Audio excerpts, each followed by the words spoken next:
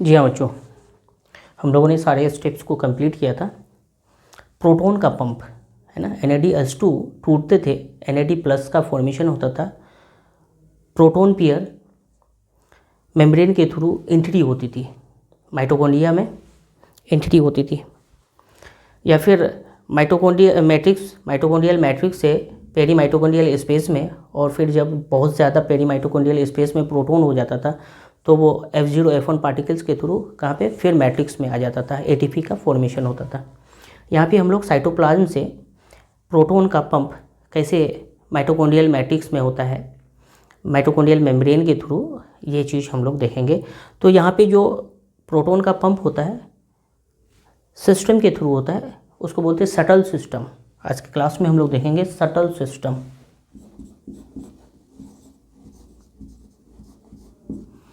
क्या होती है सटल सिस्टम?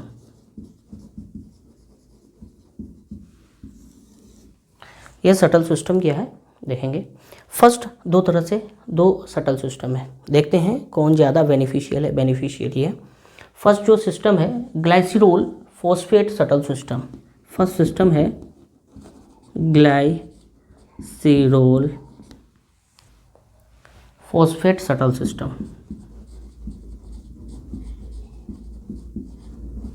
सटल सिस्टम को हम लोग शॉर्ट फॉर्म में इस तरह से दिखाते हैं।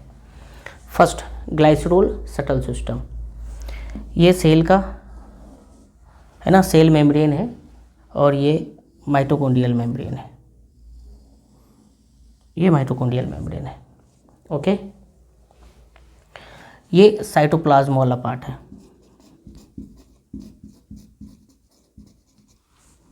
ये माइटोकॉन्ड्रियल मेम्ब्रेन है।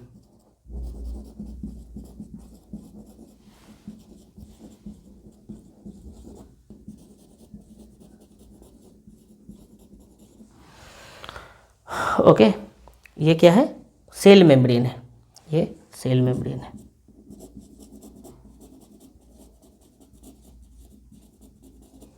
माइटोकॉन्ड्रियल मेम्ब्रेन साइटोप्लाज्म है। साइटोप्लाज्म में NADH2 होता है, 2 NADH2। ये NADH2 एक्चुअली क्या होता है, टूटता है दो प्रोटॉन दो इलेक्ट्रॉन में। क्या होती है? दो प्रोटॉन में। तो ये जब ऑक्सीडाइज होगा, H को रिमूव करेगा, NAD+ में टूटेगा, 2NAD में। तो यहाँ पे प्रोटॉन क्या होंगे, रिलीज होंगे, 2 पेयर ऑफ प्रोटॉन है ना, H+। ये 2 पेयर ऑफ प्रोटॉन क्या होंगे, मेम्ब्रेन माइटोकॉन्ड्रियल मेम्ब्रेन के थ्रू क्या होंगे, पंप होंगे, एक्टिवली पंप होगा। तो यहाँ पे ATP यूज़ होगा, यहाँ पे ATP यूज़ होगा। क्यों? क्योंकि यहाँ पे एक्टिवली पंप होता है। कैसा पंप किया जाता है? एक्टिवली पंप किया जाता है। किसका एक्टिवली पंप होता है? एक्टिवली प्रोटॉन का पंप होता है। ये प्रोटॉन पंप करके माइटोकॉन्ड्रियल मेम्ब्रेन को पार करके कहाँ पे आएगा, मैट्रिक्स में आ जाएंगे। कहाँ पे आ जाएंगे? मैट्रिक्स में। ये प्रोटॉन जैसे ही एंट्री होगा 2H+ आयन का, ये कंबाइन हो जाएगा FAD के साथ। किसके साथ? FAD के साथ। और फॉर्मेशन किसका करेगा? FADH2 का फॉर्मेशन करेगा, FADH2 का। हमें पता है 1 FADH2 इक्वल्स टू कितना, 2 ATP। कितना ATP? 2 ATP। ये सटल सिस्टम में इस तरह से 2 ATP का फॉर्मेशन होता है। ग्लाइसिरोल फॉस्फेट सटल सिस्टम में FADH2 बनता है। ये जो एंट्री होती है पेरी माइटोकॉन्ड्रियल मेम्ब्रेन के साथ, इस तरह से प्रोटॉन पंप होकर अंदर आता है, ATP यूज़ होता है। क्यों? क्योंकि एक्टिव प्रोसेस है, पंप को एनर्जी लगा के साइटोप्लाज्म से मैट्रिक्स में किया जाता है। ओके, तो FAD के साथ कंबाइन होगा तो 1 FAD 2 ATP का फॉर्मेशन कराएगा। यह तो सिस्टम है ग्लाइसिरोल फॉस्फेट सटल सिस्टम। दूसरा जो सटल सिस्टम होता है वो मेलेट एस्पेटेट सटल सिस्टम होता है। दूसरा सटल सिस्टम हम लोग देखते हैं। ये फर्स्ट सटल सिस्टम है ना। दूसरा सटल सिस्टम है मेलेट एस्पार्टेट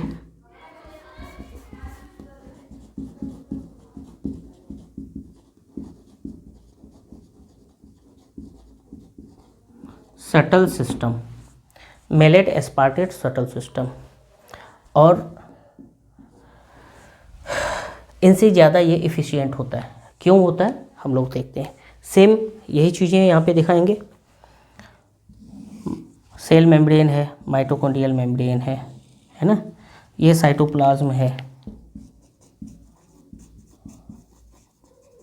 ये सेल मेम्ब्रेन है, ये माइटोकॉन्ड्रियल मेम्ब्रेन है। इस तरह से यहाँ पे NADH2 टूटता है, 2 मोल्स NADH2 टूटेगा नहीं, यहाँ पे जो NADH2 2 मोलिकुल्स है, यहाँ पे 1 मोलिकुल्स टूटेगा, NADH2 ही टूटेगा, मोलिकुल्स की कोई बात ही नहीं।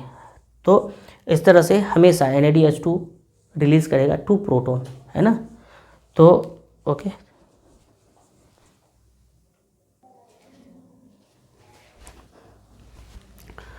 Maleate aspartate shuttle system, glycerol phosphate shuttle system, 2 shuttle system को हम लोग मेंशन कर रहे हैं। यहाँ पे NADH2 टूटता है, प्रोटॉन रिलीज करता है, तो ये प्रोटॉन को एक्सेप्ट करने वाला कौन होता है, FAD। ये FAD अगर एक्सेप्ट करता है तो FADH2 फॉर्मेशन होता है, 1 FADH2 इक्वल्स टू 2 ATP। यहीं पे अगर NAD होता तो NADH को अगर एक्सेप्ट करता है तो NADH2 बनता है, 3 ATP बनता है। ये मेलेट एस्पार्टेट सटल सिस्टम में ये चीज़ें होती है। तो यहाँ पे जैसे साइटोप्लाज्म है, यहाँ पे 2 NADH2 टूटेंगे और फॉर्मेशन किसका करेगा, 2 NAD का फॉर्मेशन करेगा। जैसा यहाँ होता है वैसा ही होता है, बट यहाँ पे इलेक्ट्रॉन जो रिलीज़ होती है, इलेक्ट्रॉन नहीं बल्कि हाइड्रोजन रिलीज़ होती है 2H+ आयन फॉर्म में, प्रोटॉन फॉर्म में।